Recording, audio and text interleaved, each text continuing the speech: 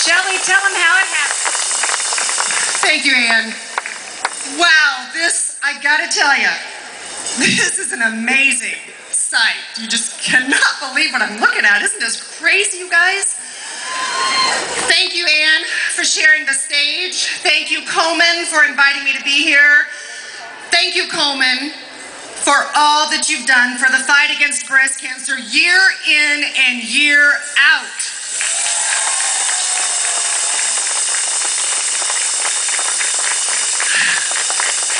I'm telling you, this is a breathtaking sight.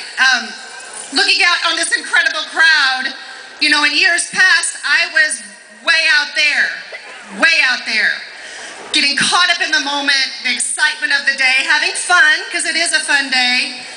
But I have to tell you that subconsciously back in here, I was somewhat removed by it, because somewhere back there I was thinking, that's not me. I'm never going to get breast cancer. It's not going to happen to me. It's not in my family. I don't have any of the high-risk qualities in me.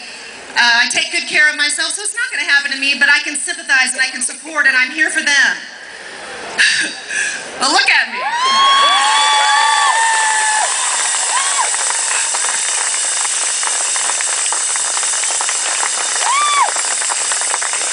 In February, I found a lump. I went to my OBGYN. The nurse practitioner said, you know, you just had a mammogram in September. Came back clean. It's probably nothing, but you know, we could check it out. Let's get a mammogram. So I said, okay. And I have you guys right here to thank for that decision, because it's because of your stories that you've told year in and year out. I knew that I shouldn't sit on that thing. So I have to thank every single one of you here today. Thank you. But so I go to get the mammogram, and I'm still thinking, this isn't breast cancer, you know, it's just some weird thing. And I get in there, and I get the mammogram, and it comes back clean too. And I'm, all right, I knew it. But Dr. Lackey at St. Mary's Breast Center said, you know him. He said, you know, wait a minute. We feel something there, so let's do an ultrasound. I said, okay. So I go back in this darkened little room, and Amanda, my technician, is standing there, and she's probing me with the ultrasound, and you know, it's feeling pretty weird. And we're just chatting away and looking at the screen, and it's gray and white, and don't really see anything. We're having a pretty good time, and all of a sudden this black blob shows up. And for the first time, I kind of thought, oh, wow, maybe that is something there. Well, you know, you don't get your results right away. I had to go home, and by the time I got home and got back in my normal routine, I was again thinking, it's not going to be anything. I don't need to worry about it. And I was so convinced of this that the next day, when I was supposed to call and get my results, I went to work. You know, I went to work, no big deal, la-di-da, doing my thing. Time came for me to make that phone call to get my results. Pick up the phone, call. Yeah, I'm calling for my results. Dr. Lackey comes on and says, Shelley, you have cancer. And at that point, I still didn't get it. My reporter instinct kicked in. I'm going, okay, well, you know, what is it? And where do I go? And when do I need to do this? I'm writing all this stuff down, asking all the who, what, when, where, and why, you know, getting it down pat. And got all that. And at the end of the conversation, Dr. Lackey says, Shelley, are you okay? I said, yeah, we'll get this taken care of. And I hung up the phone, and I fell apart. Completely fell apart. A puddle on the floor, lost it totally. And if it was not for my coworkers that day, Mr. Brad Bird, bless his heart, he was here, Mark Glover, picked me up, put their arms around me, told me, we're gonna get through this. Bless their hearts, they sent me home. Where then my husband took over, and my family took over, and we started this journey. But I have to tell you, let's go back to that diagnosis. You know, you hear mammograms, get your mammograms. And my mammogram didn't find anything. And I asked Dr. Lackey, I said, what is up with that? And he says, you know, you have what's called dense breast tissue. And that means your glandular tissue is the same as your fat tissue. And therefore, when you're looking at a mammogram, the cancer shows up just like that glandular tissue. You can't see the difference. And I said, oh, well, then this must be a really rare form. Not many people have it. He says, 50% of the women under 50 years old have dense breast tissue. A third of women over 50 have it as well. So there's a lot of us out there. And I'm thinking, well, wait a minute, the mammogram didn't pick that up, and the ultrasound did, then why don't we screen with ultrasounds? Well, Dr. Lackey says, hey, baby, I'm working on that, and he is.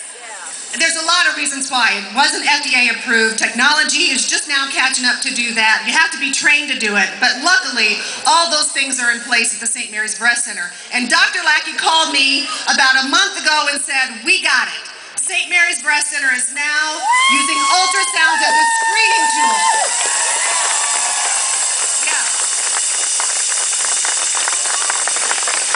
So any woman, ask your doctor if you have dense breast tissue, if you could benefit from ultrasound screening. I will warn you, insurance doesn't cover it yet. That's another fight we have to take up. But I'm on this journey now. As you heard, I just finished my chemo. Radiation is coming up. But the hard part is over. I mean, my golly, that chemo just, woo, as you all know, it is rough. I learned one thing. I'm going to borrow a phrase here, and y'all might roll your eyes, but I got to tell you, I learned that it really takes a village to survive breast cancer. It takes a village. I mean, look at this village. It is incredible. And the mayor of my village is sitting right over there. He's not going to like this. He's on that big, long camera. You see right there, my husband, Mark Fisher.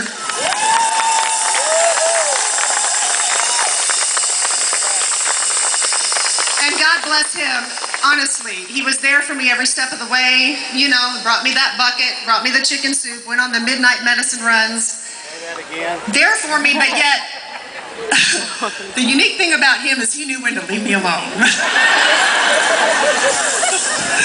And he's laughing because he knows that's real true. My 7-year-old son, Max, who is over there,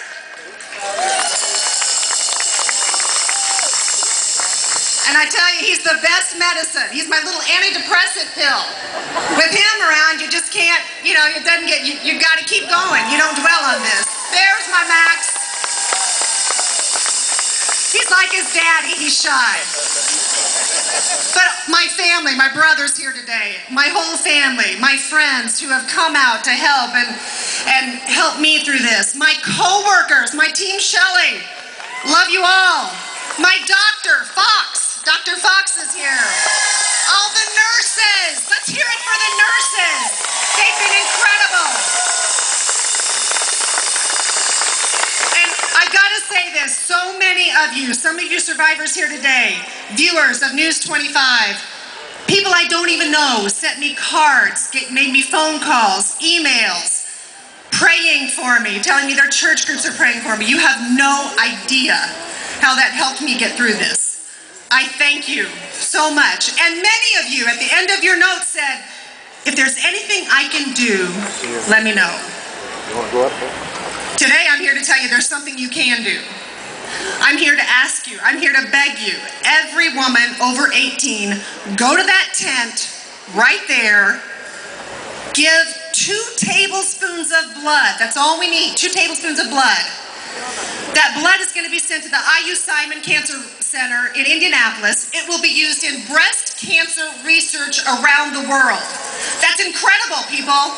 That means a woman right here in Evansville could have a direct effect on finding a cure for breast cancer. Evansville, tri-state, you can do this. And we're talking about Komen research here that I have directly benefited from, that we've directly benefited from. Because, you know, before Komen came on the scene here, first stage breast cancer survival rates was only 74%. It's now 98% first stage. That's amazing. Thank you, Komen. The drug names that we just kind of pass around as normal now, Herceptin, tamoxifen, Komen. Every major stride in breast cancer has been touched by Komen. That's why we're here today. That's why I want you all, every woman 18 and up, to be part of Komen research. Go to that tent and do it. Do it for your daughters. Do it for your sisters. Do it for your mothers, your grandmothers. But there's one more important person to do it for. I I think this is why this scene is so moving for me right now, because when I look out there in this crowd, I see me standing there last year and the year before without a clue as to what was coming. Go to that tent, give your blood, find a cure for you. Thank you all for being here. Thank you for all you do. Let's find a cure.